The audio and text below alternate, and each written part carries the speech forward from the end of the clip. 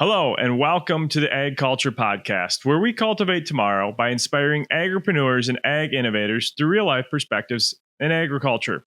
I'm Paul Windemuller, your host on this journey of exploration and growth. On today's episode, I had the pleasure of interviewing Mario VanderHulst, and we'll talk about the two different parts of his career, first as a farmer and now as he's building a large brand across the eastern half of the U.S. And if you are at all interested in learning how to brand a product that you produce maybe on your farm, or just looking at getting into food branding in general, this is a great episode to listen to. There's a lot of nuggets. He shares a lot of wisdom in that journey of his career, as well as emigrating from the Netherlands to the U.S. to start farming. There are many nuggets that Mario VanderHulst shares with us today, and I hope you enjoy listening. So here's today's interview with Mario VanderHulst, founder of Vander Farmers.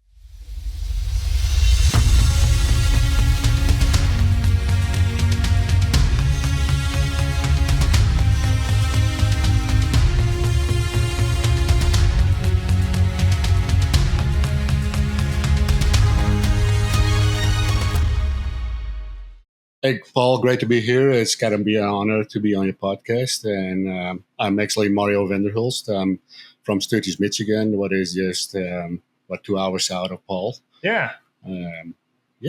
Let's go. Great to have you, Mario. Thank you so much for being on the AgCulture Podcast today. We've known each other for quite some time back in my days working for the co-op when you were dairy farming in southern Michigan. And always enjoyed getting to talk with you. And you have a pretty inspirational story, something very similar to what I did here. So you were one of the examples that I was able to follow when I started on my dairy farming journey. And I really wanted to dig into kind of an evolving story that you have coming not from the U.S., you're from the Netherlands, coming to the U.S., and then starting a dairy farm, and now pivoting to something completely different. So let's start off by having you talk about what inspired you to come to the U.S. from the Netherlands. Okay. So I was born and raised kind of 20 minutes north of Amsterdam in the Netherlands. My dad had a dairy farm, milking about 67 cows. He was I think he was kind of an entrepreneur, kind of went to start out with when freestalls barns were late 60s, early 70s. He was one of the first ones putting a freestall barn in with a milking parlor. Like everybody was still on stanchions, and he was building this barn. Actually, I think in the year I was born in 71. Okay. And so he was kind of, I don't know, he was always looking ahead, being one of the first ones, early adapter kind of. So he was also one of the early adapters of switching from Friesian Holsteins to Holstein Friesians. Okay. I think it was back in 73 or 74. He was using, as one of the first ones in the Netherlands, he was using Holsteins instead of Friesians. And that was kind of a big no-no. I think that the whole AI industry was kind of banning those farmers that were going through this route to, cross with Holstein Friesians. Basically what happened at that time, the cows were getting too small, not enough milk, the feed and legs were terrible. So my dad was crossing it kind of, and that actually was the moment that kind of people were coming to our farm to look how these Holstein Friesians were acting kind of. And yeah, he was kind of one of, in this spot also, the early adapters. What gave me actually the love of Holstein Friesians. Okay. So we loved good cows. My dad loved good cows. My brother actually more than my dad, and was 10 years older than me. And he was showing cattle. He was getting into breeding stuff and having the goal of having bull mothers, to sell bulls and all that kind of stuff and embryos. And actually that was my passion on cows. And actually when I was going to school, after kind of high school kind of type, I went to school to become a bookkeeper. And actually after a couple months, I kind of felt hey, this is probably not what I want to do the rest of my life. I don't know, but it didn't give me the feeling kind of. And that year, kind of, my brother went to work in Kansas that year. So he was already. So he came over to the U.S. prior to you. Yeah, he came. And so I had a test week from school back in, I think it was April or something, May. No, it was May. And I didn't want it. And it's kind of, my dad asked me, so can you help me first cutting? I said, yeah, I get off next week, but actually I had a test week. And so I did whole first cutting with my dad. I was like 16 years, 17 years old. Then I came back after this test week, and I had to come by the principal of the school, and he said, "Hey, Mario, you probably need to look for a different school. You haven't showed up on your test week. Didn't look good. Is it really what you want?" I said, "No." So I went to agriculture school the year after, and did kind of dairy, study for dairy for 4 years, and then I went to a college, like an ag university or college kind of, and I was doing ag business. Okay. And actually, my degree is in marketing, and the last year, so it's kind of, hey, was coming again from you want to become a salesman, a semen salesman or something else, or at that moment, my dad was 65, and I did. The last year was kind of, I studied marketing, but also, livestock, or how you call it, a degree. Animal science. Animal science. So coming out of school, my dad moved to town. I moved into the farm with my girlfriend when I was kind of, I think, I met this girl actually when I was 18. She was 16. Beautiful girl inside and out, and what actually ended up marrying with, and back in. So I met her in 1990, and it's now 2024. So that's kind of 34 years altogether. Yeah, it's quite a time. But, so we started living on a dairy, my brother had a partnership with my dad, and at that time they were milking like 100 cows. And I was coming into the dairy. He was taking my part over. Okay. Or, my dad's part over. Yep. And, well, then we found out kind of, hey, I don't know. I became a semen salesman again for 4 days, 4 afternoons a week. I was helping the custom harvester, driving tractor, with doing first cutting, all that kind of stuff. I was running a payloader in the Amsterdam harbors, to pick up coals and put them in a train wagon, and all the kind of stuff I did to support the dairy. But we found out after doing this for 4 years, kind of, hey, we need to do something different. So actually, my mind was always kind of, I knew in the back of my head, I'm not going to live in the Netherlands. I don't know why, but it's kind of, me and Marjolein, my wife, when we were young, we went to Portugal to look at dairies. We went to Denmark to look at dairies. We went to England to look at dairies, Ireland, Germany. And then in 95, we actually met a guy that from Maryland. He was into high genetics, and actually he was sending us embryos over in the Netherlands. We had actually a little partnership. And he invited us in 95 to go to Madison, to the World Dairy Expo. And that was our first introduction to the U.S. Okay, so 95 was the first time you came here. Yes, and we had in mind kind of, hey, we want to live somewhere else. A lot of we had people from our area moving to Canada at that time to milk cows, but we found out we didn't have enough capital. But actually, it came in our mind, kind of, hey, this is a kind of cool country, It's kind of, everything is big, it felt good right away. That's really important. It's kind of, hey, it's kind of, and I don't know, it's kind of, it was more relaxed, what I thought. It's kind of, time didn't exist because all the stores are 24 day, it's kind of, you can get to a hotel at 1 o'clock at night, so it's right. So I don't know, back in 99, we found out, or 2000, we found out from, hey, probably the dairy is, our bank said, hey, the dairy is not big enough to support 2 families. And we had this friend in the U.S. kind of, we visited the U.S. a couple times, and Yeah, we went to a road trip of a company. It's called Founder of Dairy Development. At that time, they were relocating Dutch and European farmers to the Midwest. Mm-hmm. So we started talking with them, and I would start talking with our bank, and he said, "Well, we're not going to loan you any money, or we're not going to sell any milk quota." And we decided to work here for a year in 2000. And then my wife had a job opportunity to Free Wealth Dairy Development to do running business plans with the owners of Free Wealth Dairy Development, help to relocate Dutch farmers in all kind of aspects. And so we got married in December 2020 to move to the US to check it out for a year, because my dad told me, hey, there's immigration is a big step, before you do, just see how it is for a year. And I can go back to the farm and feed the calves and do all kind of stuff. And you go to the US with my line and we'll figure it out after that. So I think it was like the 18th of February, 2001. We came to the US. I started working at a herdsman at a 3,000 cow dairy. And where was that at?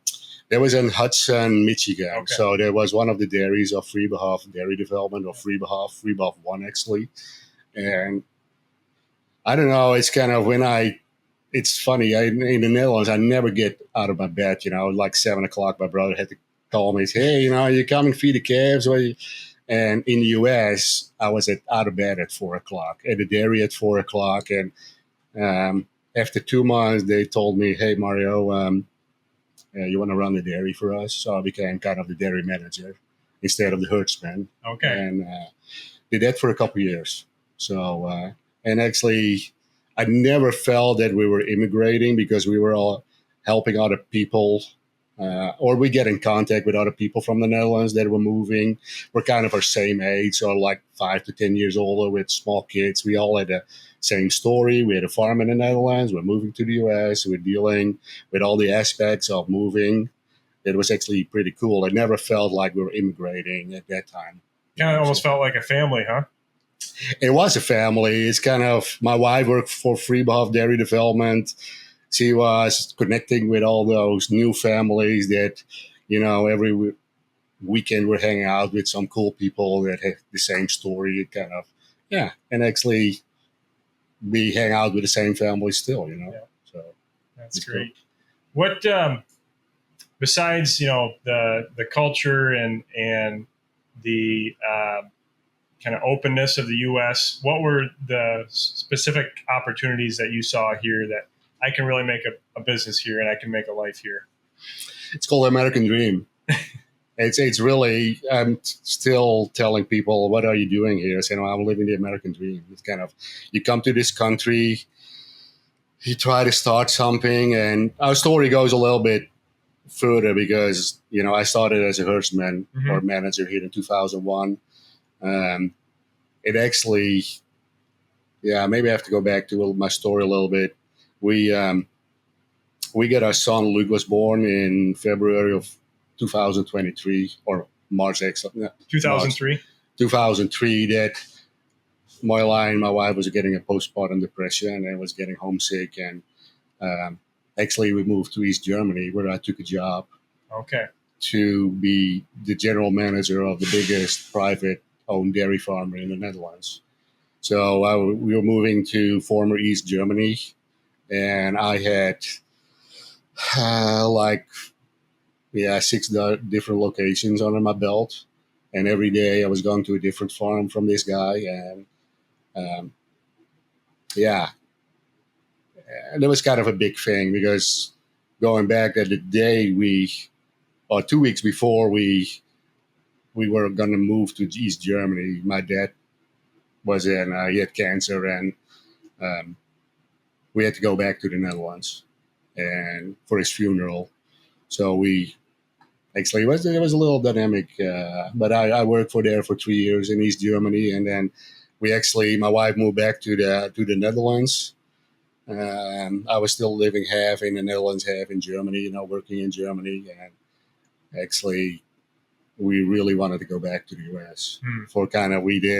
We moved from the Netherlands to the US, we moved to Germany, we moved back to the Netherlands, and then we kind of thought, um, we didn't want to start our own dairy. And at that time, um, the company we worked for, Freebuff Dairy Development, they had an American family that owned it together with a Dutch family, and one of the members of the American family, the VanderHulst, called me.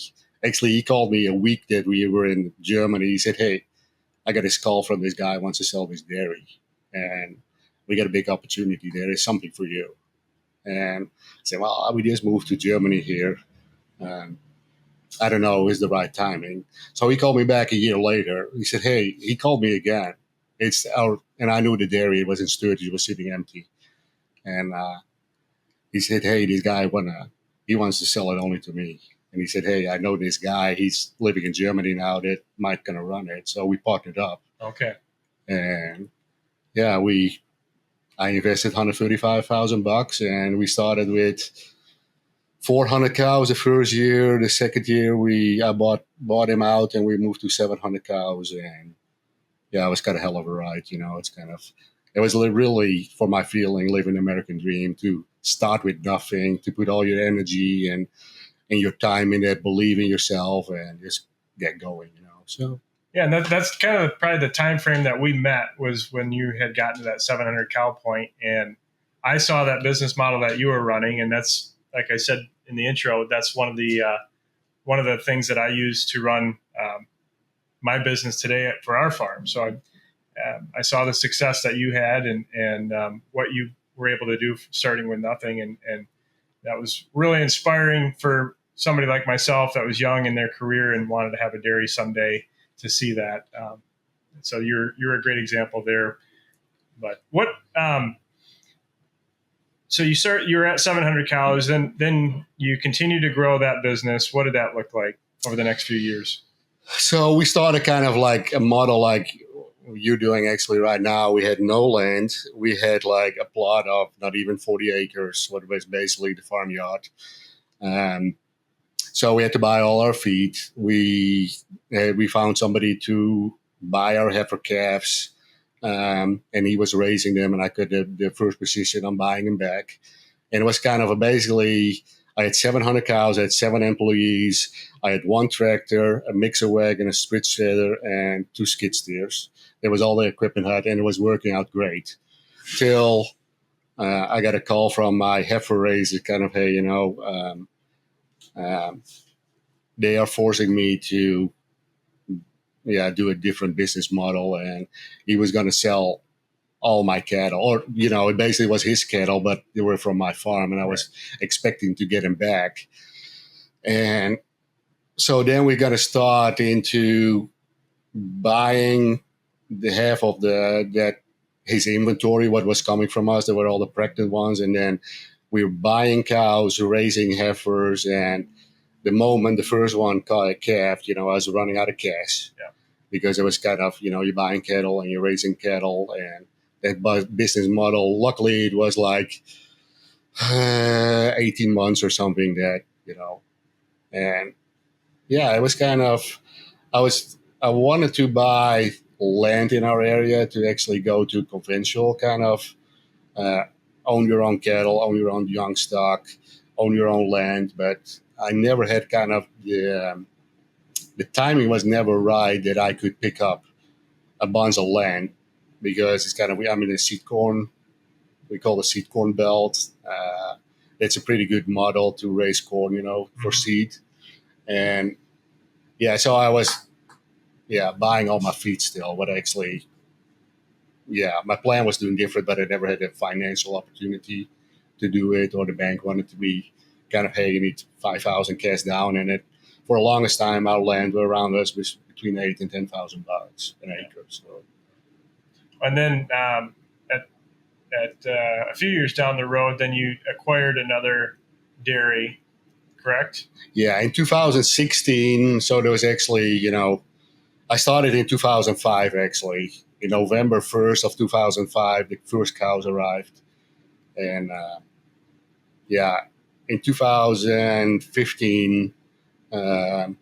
Yeah, there was two brothers from a farm, that was the closest dairy farm. It was like 25 minutes drive from us that came to me. They were always chopping my corn since I was there. And they came to me, hey, are you interested in, we want to retire. Are you interested in leasing the dairy and take over the cows? And that was 2016. It was actually, I thought, well, I was really grateful that they came to me. It's kind of going back to every time back in our lives, every time we met the right people at the right time. Really grateful for that. And then, it's kind of, hey, hey, this is pretty cool. Maybe we can have the opportunity to grow from here on, And then actually, so we started at the 1st of January 2016. It was pretty cool. I bought 536 cows the first day. We're shipping like 93 pounds of milk. Started making money easily. We had one thing that was really kind of against us. My feeling is we always had a positive PPD or market adjuster before that by DFA, and we were getting too much milk starting in 2014 in our area. We had a market adjuster was getting to almost $2 negative. What was the premiums kind of came out of the market here in Michigan for probably 8 years. 8 years. So actually, I was missing out like $1 million a year on with the two dairies. That adds up real quick. That added up really quickly, and it was never expected because it all worked out great in a spreadsheet, and it worked out great for a while, for a long time actually. So so that was 2016, going from 700 cows to I added 536 cows, but actually I was probably milking like 800, do a double 12. So I moved 100 cows, in the next month to the other dairy, milking 700 and 600, basically 1,400 cows. Oh. And did it for a while. It's what I found out is running two locations was we're at a size of 2 times 700. That to hire a manager or something, it's could not really afford it. Didn't want to really do it too. But running two dairies at 25 minutes, it was kind of hard. Creates its own challenges for sure, right? Creates a lot of challenges. Moving cows all the time, moving calves. We had 5 different locations. We had a truck and a cattle trailer that I was driving 5 days a week. So through that, your dairy career here in the U.S., with the business model that you're running, obviously collaborating with others is probably an extremely important component of that. You want to talk to us a little bit about your experience with collaborating and what that did for your business? Yeah, so I was saying, every time we come in our lives, we meet the right people at the right time. Yep. It's when I had the first call from, hey, Mario, this guy wants to sell a dairy. I got you in mind to run it, and I said, well, I can come up with $135,000. I don't know how many, I can buy 60 cows and it's a facility for 700, Well, he said, well, if, I would love to help you for a couple of years, but I'm not doing this long term, but I can get you going. And at that point, you tell it to some other people, it's hey, I'm going to milk 700 cows with not even $150,000, it's it's unbelievable, but it really worked out partnering up with, he was our old boss, became a family member at the same time. And it's really cool that somebody believes in you that you can live your dream, Right. And it's so, and then we collaborated with, the other guys that wanted to retire. And it's hey, every time it's hey, I want to, from the moment that I started, I want to grow, then you find the right people and then you go from there, Well, even like the Blooms brothers, I mean, that was somebody that was chopping corn for you and you're collaborating with them on that respect. And that relationship turned into something even bigger for their secondary. Yeah. So that's quite interesting. So at a certain point, you decided to pivot right? Pivot away from specifically just being a dairy farm. Yeah, so we have always, I don't know if I go back to myself, it's kind of, I was always have the feeling I need to do something different so once in a while, and it's kind of, some people said, hey, you have to focus on stuff, but I cannot. It's like in 2008, this guy called me. He was the former owner or the owner of the farms I worked for in Germany. He bought a farm in Kansas. He called me in 2008 from, hey, my manager is, he was from Great Britain. He had to go home. He had heart problems. And can you fill in for me between Christmas and New Year? And I said, well, that's pretty cool, it was a 10,000 cow dairy, two double 50 Paul. That's pretty fun, it's kind of to see what's going on there. And at that time, it was actually perfect timing again. Kind of, hey, in 2008, between this Christmas and New Year, the price of milk went to $20 to $11 over a couple weeks time. Mm-hmm. And I'm basically, if I didn't have that job, because that job actually in January said, hey, the guy from England is not coming back. Can you run the dairy for me for a while? And I talked with Mario Lyon. I said, hey, I got this great opportunity. It's got this guy asked me if I can, milk check went in half. Right. And I said, hey, I can go there for a couple more months till he finds somebody else. And Myri fits perfect, it's kind of, the compensation I got, was kind of, what I was making, I could pay my 10 employees at that time every week. Wow. So except that year of 2009, everybody was losing $1,000 a cow a year that year. Right.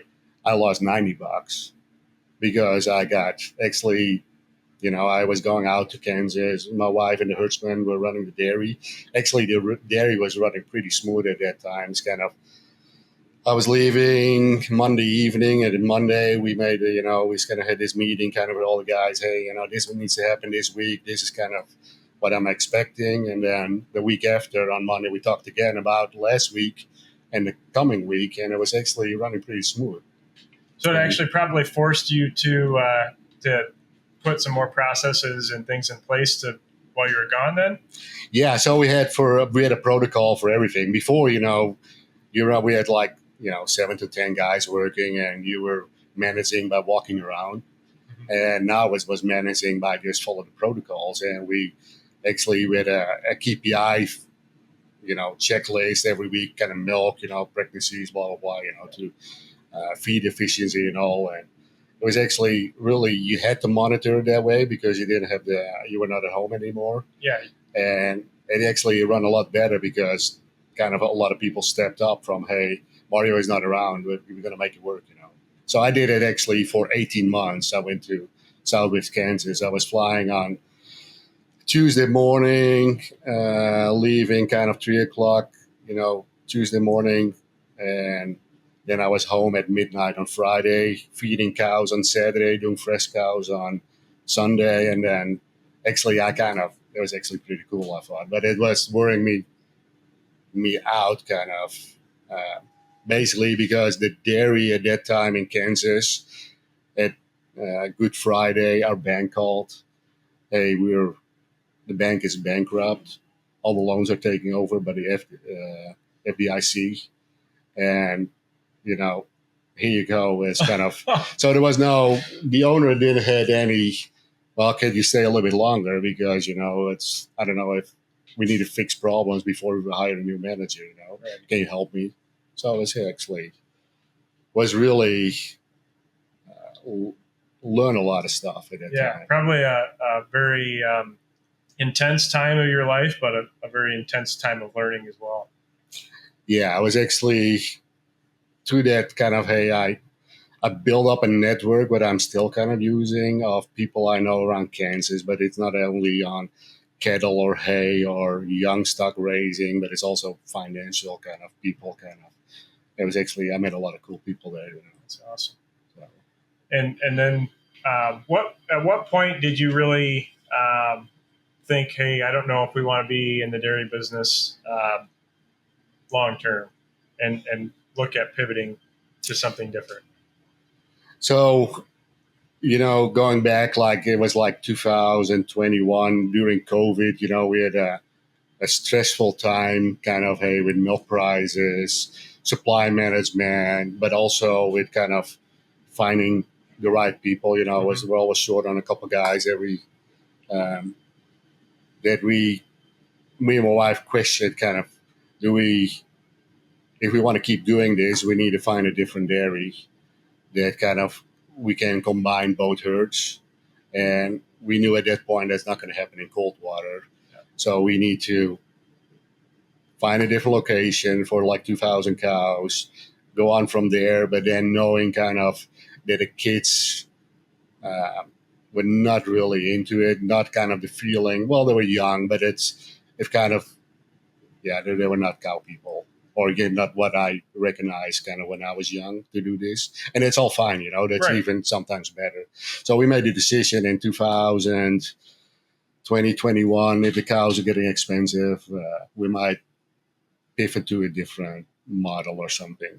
And we had kind of, starting 2016, we got in touch with Wagyu, what is it, Japanese cow breed with a lot of, there was kind of the $150 steak kind of cow, that the real high-end beef. The real high-end beef that we were crossing some of our milk cows with. Till we had like 100 of them or something, that somebody out of town, he bought a butcher shop and he said, hey, I kind of like to market your Wagyu. Is that possible? I said, well, it's turning out, that's a great idea actually, because then he's doing the marketing, I'm doing the raising, and, these kind of cattle were bringing an extra premium. Mm-hmm. So then, in 2019, he asked me, hey, I like to have 5 head a week. And it started in May 2022 when I got kind of, so we grow like a bunch of Wagyus, beef cattle. And during COVID, that butcher shop had to expand to make this work. And during COVID, with all the supply management things and all kind of the regulations that he was behind building his plant, that, it was, I think it was December 21 when we sat together. It's kind of, hey, is this going to happen that you're going to take 5 head a week, starting like a half year from now? Because I need to do something, because I'm raising my heifers, I'm raising, my replacements, and I got like 700 head of Wagyus right now. At that point, you weren't quite sure if it was going to come through. Yeah, it's kind of, hey, he said, well, work on a plan B. So we started working on plan B. It's kind of, hey, are we going to sell them all and go back to milking? But then getting our back head from, we need to find a different dairy at one point to combine both herds, because, it was not really efficient to do 2 dairies with, basically you got your feed equipment, everything you could double. Yep. So we need to gain efficiency by combining them back together. And then it's kind of, we said, hey, let's see what happens when we make our own brand about Wagyu beef. At that time, there was actually some more traction on Wagyu beef. A lot of restaurants were using it. You could read about it, kind of, hey, those steaks are, these cattle are worth some money. So we hired actually a consultant and a marketing company to build our own brand. And actually, in my opinion, that gave us that was the start of, pivoting to raising beef cattle and do something, kind of, at that point we thought, well, we're going to maybe size down, but we ended up kind of switching all to beef cattle. Okay. So you went really from a commodity-based business model, even with the Wagyu, originally getting into that was still a commodity. You're going to direct market it to a butcher shop locally, but still you're on the commodity side of it. Mm-hmm. What were some of the mindset shifts that had to happen in order to go from I'm a commodity producer to now I have a brand that I'm building with this product that I'm also growing. With the shrinking margins in the dairy industry, I remember when I started, the goal was like to make $1,000. On average, $750 a cow a year, and it could swing from 1,000 to basically nothing, till when the milk prices were low. But you were making, your mindset was, how can I make it cheaper tomorrow than today? Right. And it was always kind of, hey, your KPI was kind of how many cows do we milk an hour per person, and it's all on efficiency, right? All on efficiency, and then we switched this to a model, kind of, hey, now we have to find our customer. Right. And you call DFA once in your lifetime. Hey, can you pick up our milk? Yeah, it's great. We pay you the 16th of the month, the next month, and we'll see what you get paid for it. And it's kind of always going back to cost price. Now it's actually, how can we make it more cooler next month than this month or tomorrow? It's kind of, hey, it's all based on marketing.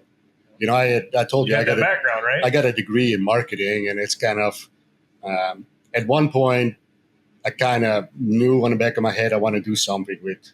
So we created Vander Farmers. But it's actually, this company branded our stuff. It was like a process of like 8 weeks. They gave you a couple of questionnaires.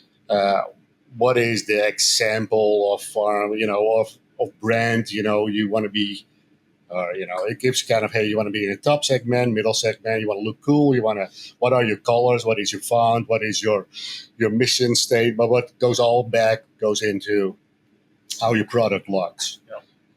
And it's actually, I think we created something really nice. They gave us 3 options, kind of, hey, Vander, because they created the brand, kind of, hey, we wanted to have our farm called Fairgrove Wagyu because we lived on Fairgrove. Oh, yep. And we had a farm on Fairgrove, so we thought Fairgrove Wagyu. And we said, well, that's a farm, that's not a brand. So it needs to be something that people recognize it. So they came up with, hey, what do you think about Vander Farms or Vander Farmers? And actually, Vander is going to explain it to me. It's kind of, well, Vander, that's part of your last name, VanderHulst. Yep. And also Vander gives, everybody starts with Vander, comes from the Netherlands. Vanderbilt or Vander, whatever, So it's kind of, so they give kind of, hey, it's part of your last name. It's part of your identity. And if we take a cool font with cool letters, we can really make an upscale brand that we can build on. It's kind of, nowadays, if you want to have your product in a store or on an online web store or something, it needs to look cool. Because first you eat with your eyes and then you eat with your mouth, Right. So it doesn't look cool, and people have to pay, a premium for Wagyu beef. It needs to look cool. Yeah. So we created something really cool, I think. And it's kind of, well, you got some of those products here. You want to quick show us some of those, what you have in the bag there? So this is on all our stuff. It's called Vander. So it looks, with gold letters. It has, we have 5 stars. Our logo is part of the VD from Vander, but it looks like a bullhead, Oh, it does. Yeah, that's pretty cool. Yeah, sometimes you need to tell like it. that. But and everything comes back with a fork, and that's the part of our homepage too. A fork with a piece of meat, that looks attractive. Yep. So, so this is kind of our folder, kind of what is Wagyu, who are we, what is our mission. So, so then to get into a retail store, it's kind of, this is kind of our consumer that we sell online, basically, it's not cool enough to lay in a store, because people want to see something with people want to see something, and it's kind of attractive label. So this is, this is how our, here, how the label looks like. So these are our famous Wagyu. We call it beef franks. It's basically a hot dog, but or it's too good to call me a hot dog. our snack steaks. We're going to start selling these in gas stations. Oh, okay. So, yeah, it's kind of to build a brand. And, I got some marketing background, Yep. Yeah, it needs to look how you want to put it in the market. So Right. Wagyu is upscale. It has our name on it. It has a nice font that it looks. The font is a little bit from Louis Vuitton bags. So if we it's not exactly the same font, but it's something that upscale society would recognize. Yeah, our customer is basically somebody who is a foodie, and plus, well, we did some research on kind of who's our customer. It's kind of, hey, they basically have a higher income but are loving good food. So those people drink good wine. They're kind of, I don't know how you call it, little Burgundic or kind of lifestyle. Mhm. These are willing to pay something extra for a nice steak. So, but yeah, what I said, first needs to look cool with your eyes, and then if you taste it and they're both good, then you got a second. Then They'll come back. They come back. And the whole thing is about, we're not looking for a customer who wants to come buy this once and then it's kind of, oh, that's not worth the money, Yeah. So you still have those, but it's kind of, yeah.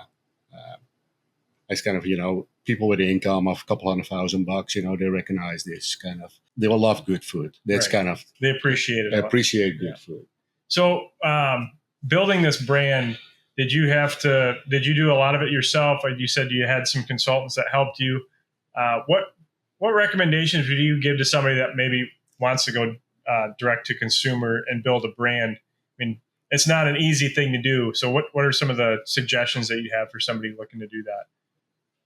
Yeah, I'm grateful that we had this company who was actually putting out these and our, a thing onto in our brand, So it's really kind of, who are you? How do you want to reach the world? And,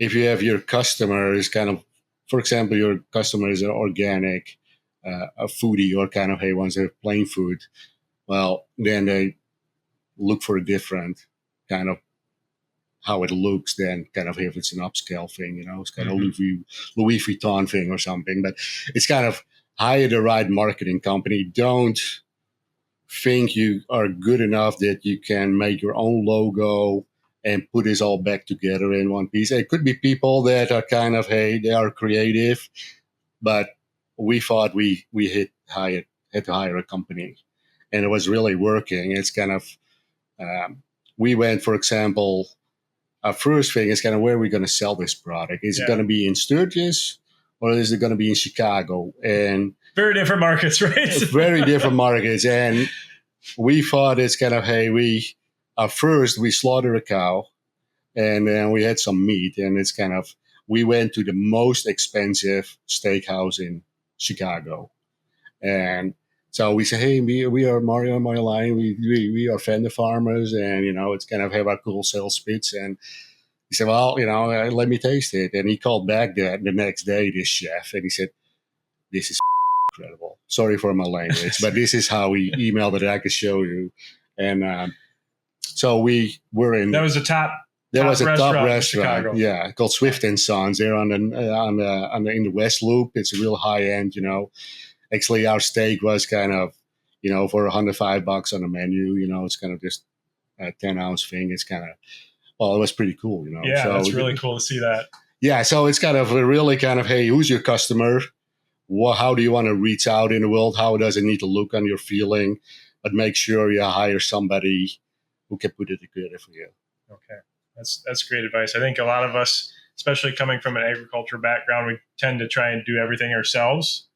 And that's where I've seen people kind of go wrong, where they're really good at maybe producing that product, but they don't really understand who they're trying to sell it to. They don't understand how to brand it correctly to really build a market. And you're not doing this small, right? You have at the beginning of this, you had 700 animals in your pipeline already. Yeah. So that's a lot of beef, right? Yeah. So we start selling, it's kind of, we started having I call it different silos. We started with online and restaurants. Okay.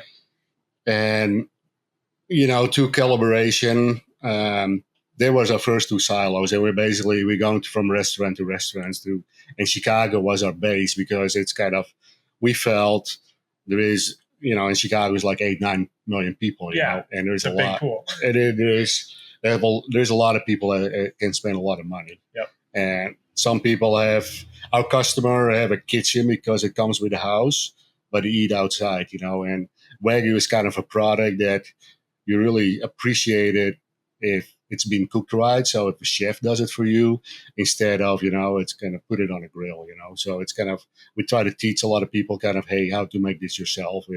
We have all kind of recipes and cooking methods like, this is called, for example, how to make the Vander burger because, so we brand all our stuff with Vander sauce, Vander burger, Vander beef frank and all that kind of stuff. So it's kind of,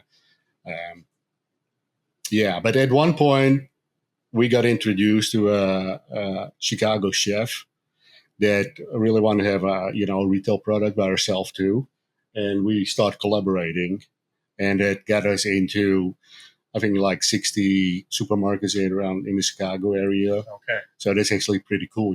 It's kind of you walk into a supermarket and here's your laying your own product. So it's kind of that's got to be a good feeling. It's kind of when the first time, they invited us from, hey, I thought it was like also the 14th of February last year. We're going to move your stuff, we're going to introduce you, you're going to be in our magazine. It was kind of a pretty proud moment. It's kind of, hey, it's kind of, I guess they're working out, it's kind of, having in a supermarket doesn't mean it gets sold yet, but it's kind of, you're one step to. And you showed me before we started recording some of the innovative things that you're doing in the supermarkets to try and get some shelf space, because that's not an easy thing to do, right?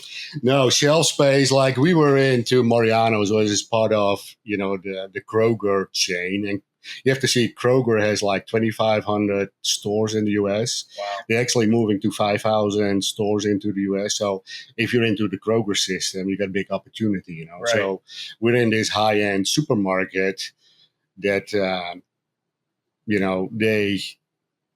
we learned kind of, we got a great product, it's a big innovation, we got Wagyu, what is actually coming up, and I really loved it, but it's kind of, you really need to prove from, hey, we need to kick somebody else out because our store is full. Yeah, they don't have empty shelf space. They don't have empty shelf space. And, they maybe have you a deal to because you're a small company, to get an introduction. But we have now actually a cool program that's an American freezer that we brand our. So instead of begging for somebody from, hey, can I have some shelf space? We're creating shelf space with, we provide a branded freezer with a QR code with all kind of materials, and we can sell more parts of the cows. And we started this yesterday, but because we had a lot of traction already last month. So, last week the 6 orders came in from, hey, we want to have this freezer, and we got it actually. This started with we're in Horrocks. Okay. In Kent's Fruit Market here in Grand Rapids, but in Horrocks and Battle Creek. Yep. We have a branded freezer, and we have like 8 different cuts in there. And actually, it's going pretty good. So it's you need to be creative to get attention. Yeah. So I started this with I was invited at a distributor in Madison to do a golf outing, and I was grilling up hot dogs for all the golfers, and the golfers were all kind of decision makers of supermarket chains in Wisconsin, Illinois, and they loved it. And it's kind of, I get the attention, and now it's kind of, You're just finding different opportunities to get the word out and to make connections in the industry. Yeah. So it's kind of, really create a solution for a problem you work into. It's kind of, you can think also, well, do I find something? Do I need to pay $125,000 to get to a foot of shelf space, or this actually you made your own right there. Yeah. And it's actually catching on, so it's kind of it's cool. Yeah. So and we talked a lot about the high end cuts of beef that were going into the high retail stores, or sorry, the on the menus at these high end restaurants, right? But there's a lot of other parts of the cows that you might not see on the menu. What do you do with that to trail it? I mean, you're building a high end brand, and yet you'll have some cuts that you're not really going to see on a high end menu, or that aren't as sexy to buy for the consumer. What do you do with that part of the animal to really market that well yet? So you have to realize kind of, hey, we butcher cows at 1,600 pounds. That gives you 1,000 pounds hanging weight. That gives you 600 pounds of beef. Yep. 150 pounds is like in a steak pot, and 450 is in ground beef. Right. So everybody was telling me up front, hey, what are you going to do with all this ground beef, because that's a big load of ground beef, So actually we created this beef frank to be part of, to actually do something with it, to have something different. There was no Wagyu beef frank or hot dog on the market, so we created that. And we have now our own brand also on the Vander burger. So it's getting some traction now. But, out of those 150 pounds of steaks, you got 25 ribeyes of a pound, so that's 25. You got 25 New York strips. But then you got 2 briskets, and actually what is not big enough to fill an order for a restaurant, because a restaurant, even if you slaughter like 5 cows a week, you get 10 briskets. Right. But a restaurant could sell 2 briskets a day or something. Yeah. So you had a hard time to take that on. So we thought kind of, hey, also with this freezer model, that's kind of the last step we did, but we have our own retail store in Sturgis now that actually we do beef boxes, so it's kind of, hey, we got a celebration box, a 4th of July box, that it's kind of the grill box, the Wagyu secret box, and it's kind of so we create kind of boxes that you can move some of that stuff in a box. Okay. And you're doing some of that online as well? Yeah, so we have a couple silos. We see it as kind of, we have online presence. Mm-hmm. And so we do that. And then we have retail. We have our own retail stores, but we have I think like 8, 9 of something specialty stores that buy our product. They can be a butcher shop or a cheese kind of thing, or like we have something in the grill. They sell grills, but so that's kind of our retail stuff, and that kind of falls this new freezer program into. Then we got kind of a wholesale, what is kind of basically restaurants, and we have a salesman for that. So he's going around to get more sales into restaurants. It's not an easy thing too, And Right. then we have distribution. So we have a distributor on the East Coast in International Gourmet Foods. Okay. That kind of they wanted to have only the upper class, but it's kind of, hey, I was telling them kind of, if, for example, if we slaughter 10 cows for you, we got 4,000 pounds of 4,500 pounds of ground beef. I think you need to take that too. And so we have So you're able to convince them of that? Yeah, well, actually, we do a pretty cool program. So we do a nose to tail program. So if they buy, kind of, they have 60 salespeople on the road. They are in Washington, D.C., Charleston, South Carolina, Atlanta, Georgia, and Chicago. Okay. So those 60 people should find a home for all the skirt steaks. So as long as you got one restaurant or something. So that's working out really good.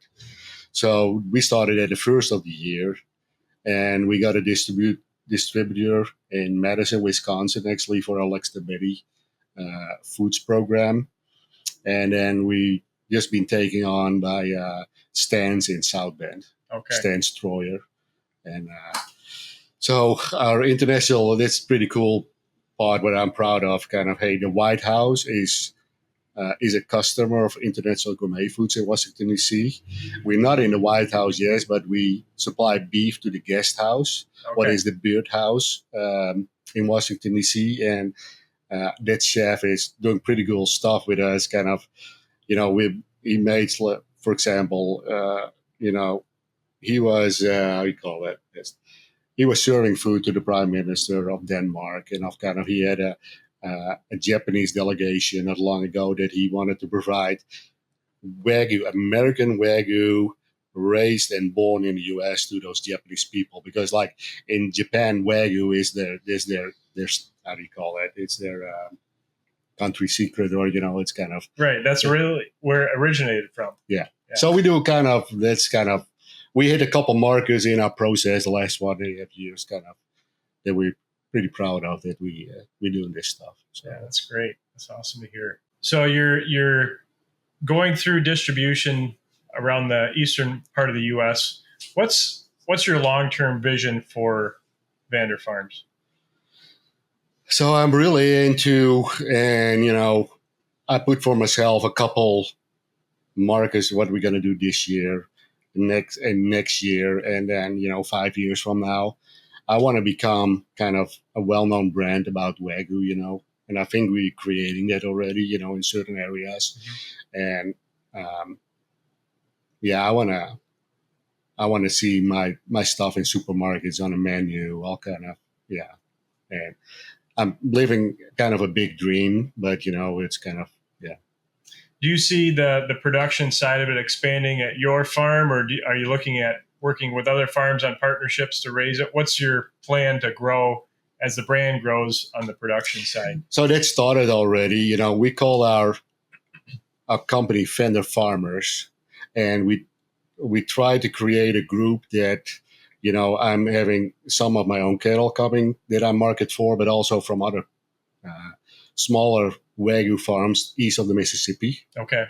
And, this whole industry, egg industry, is go big or go out, but there's a whole lot of people that love to farm, but don't have the ability, don't want to go big or whatever, and it's kind of, we have already people calling us, hey, can you market our cattle?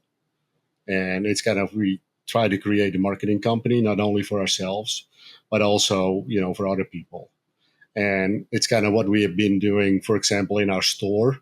We have now a storefront in Sturgis, where we're not going to sell only Wagyu beef, but we have like some Amish milk right now, some Amish, because we live in an Amish community. So we try out the Vander Farmers group is like, let's say, 50 miles of a circle around, that we marketed some local businesses kind of.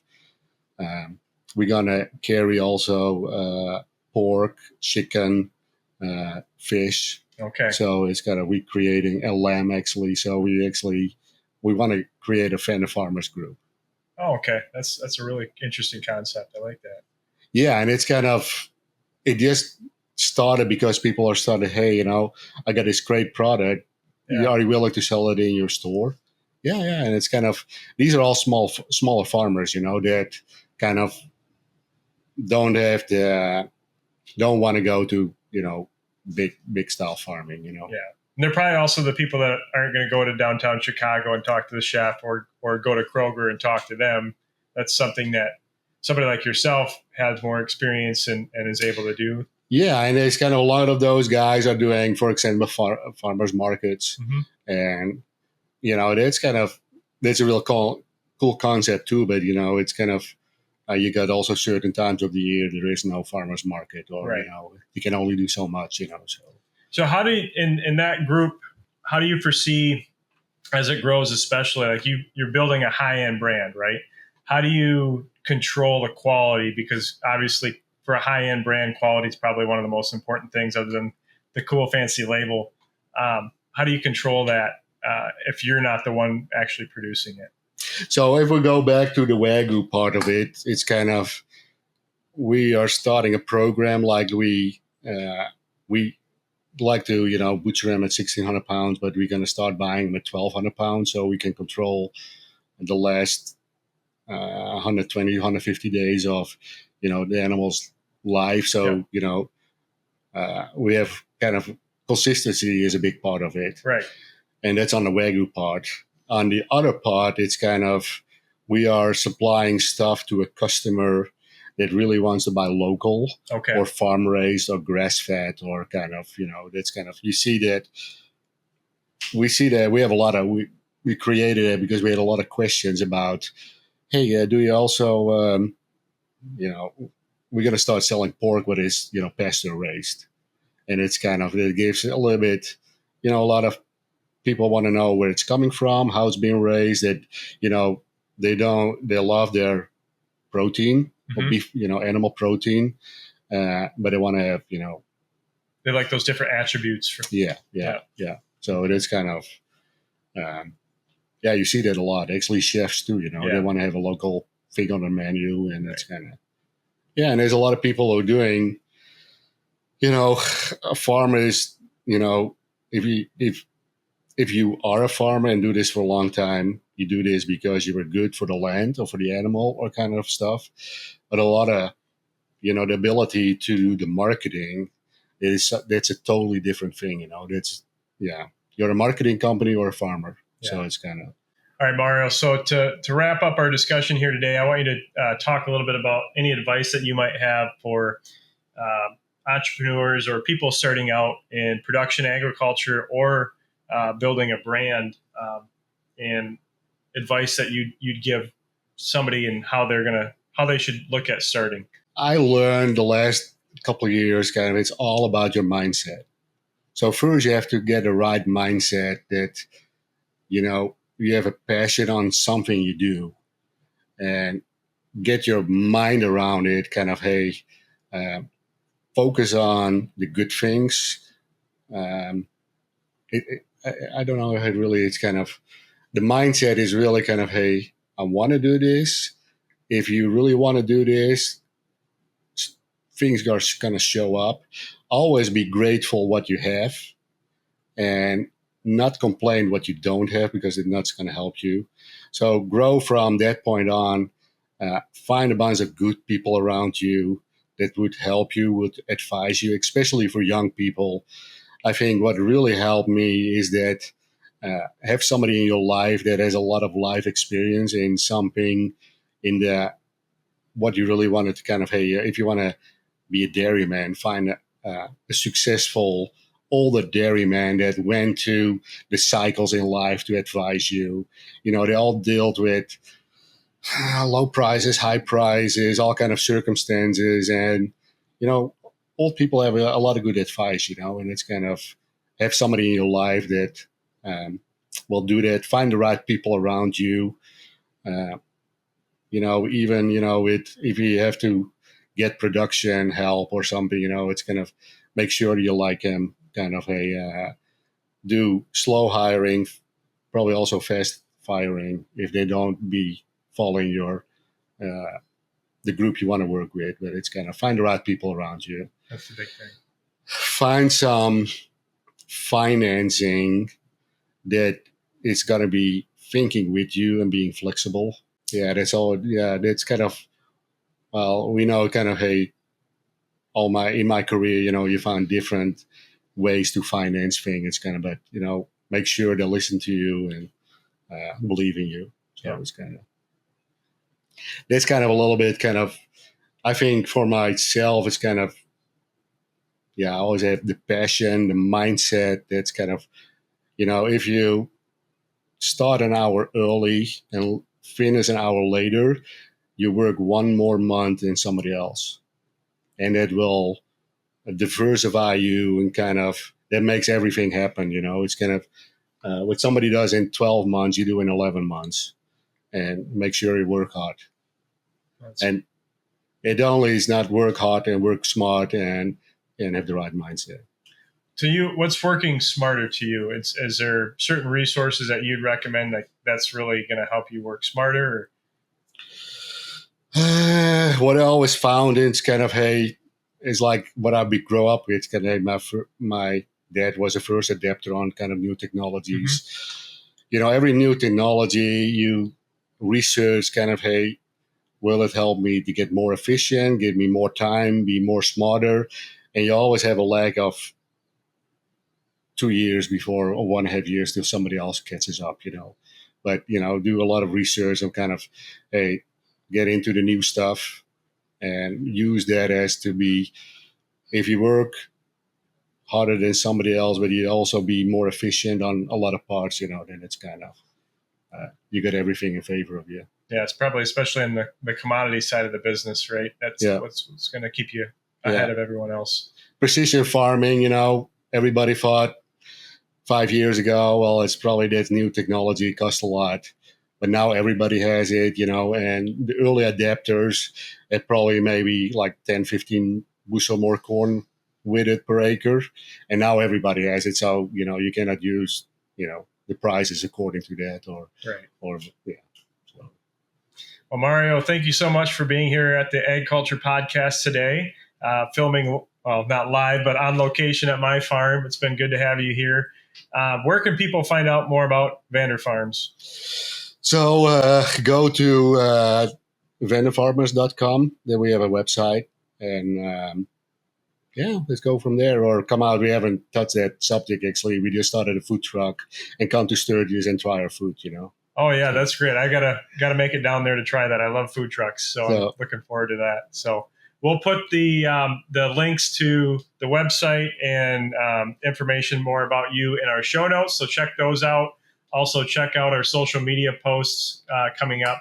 We'll be having some clips and some highlights of Vander Farmers in that as well. So thank you so much again for being here, Mario. It's been a pleasure. Thanks, Paul. It's been a pleasure being here. Thank you. Well, that was a really insightful episode with Mario VanderHulst, founder of Vander Farmers. Thank you so much for spending the time listening. I know it's a little longer than what we usually do for an episode, but there's a lot of wisdom in what Mario shared. And I just wanted to make sure that everyone had the opportunity to hear his story. I believe the brand that Mario is building is a great example of what can be done in agriculture for direct to market. And not everyone's going to do that. But if you're interested in building a brand, or somebody that's interested in building a brand with their products in agriculture, please share this interview with them. See if they can get some information out of it, some wisdom out of it. As a thank you for listening, Mario agreed to give us a promotional code so you can try out some of his products. So go check that out at our show notes. There's a link in there for a promotion that he will give you a discount for the products that he has. So you can try those. You can see how they're packaged, see how they're branded, and just enjoy them. I know I enjoyed a few that he brought along with him here today, and I want to thank him for that as well. That was very delicious. So until next week, I'm Paul Windemuller, and this has been the AgCulture Podcast. Thanks for listening.